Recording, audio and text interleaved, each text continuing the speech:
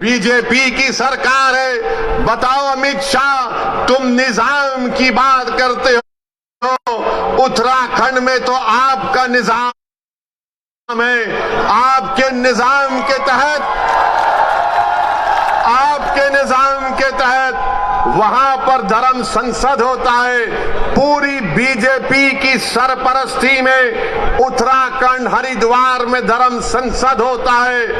नरेंद्र मोदी के आशीर्वाद से, अमित शाह की ताईद से और योगी की पूरी भरपूर हिमायत से उत्तराखंड में धर्म संसद में इस बात का ऐलान किया जाता है कि जिस तरह म्यांमार में रोहिंग्या मुसलमानों को उनको मुल्क से निकाल दिया गया, उसी तरह भारत के मुसलमानों का हशर करने की बातें की जाती हैं। कहा जाता है कि 20 लाख मुसलमानों का कत्ल कर दिया जाए, मगर आपको जानकर हैरत नहीं होगी, आपको ताज्जुब भी नहीं होगा कि जब मुसलमानों को कत्ल-ए-आम की दावत दी जाती है, मुसलमानों को बर्बाद करने की बातें की जाती हैं, तो किसी एक को भी उत्तराखंड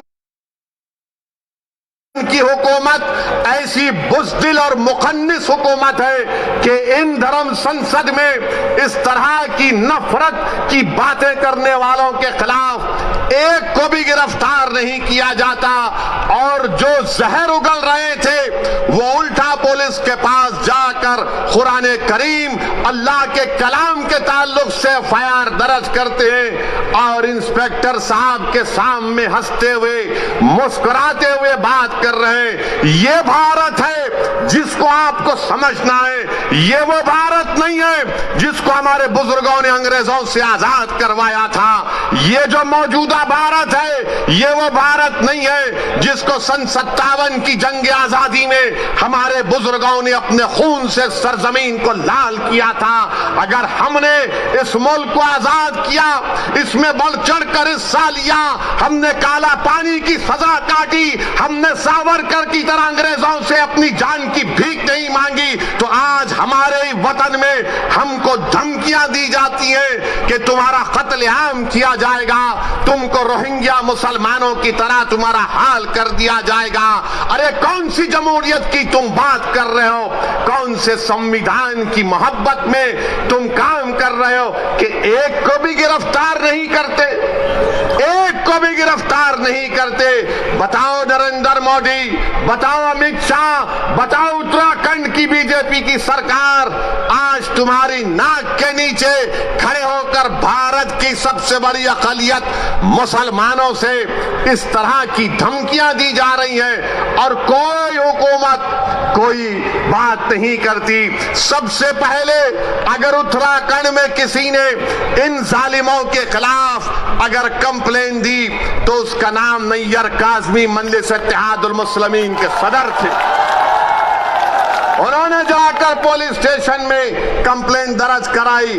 अब नैयर काज़मी मुझसे कह रहे थे कि उत्तराखंड में जगह जगह पर उसके खिलाफ एहतजाज हो रहा है, तो उत्तराखंड की बीजेपी की सरकार नैयर काज़मी के पास अपने लोगों को भिजाकर कहती है कि नैयर काज़मी, अगर तुम एहतजाज को बंद नहीं करोगे तो हम तुमको जेल में डाल देंगे। मैं उत्तराखंड की सरकार से कहना चाह रहा हूं, जेल में डालना है डाल दो, मगर याद रखो तुम हक की आवाज को दबा नहीं सकोगे। अगर आज नैयर काज़मी ने कंप्लेन दी तो भारत के संविधान को बचाने के लिए कंप्लेन दी।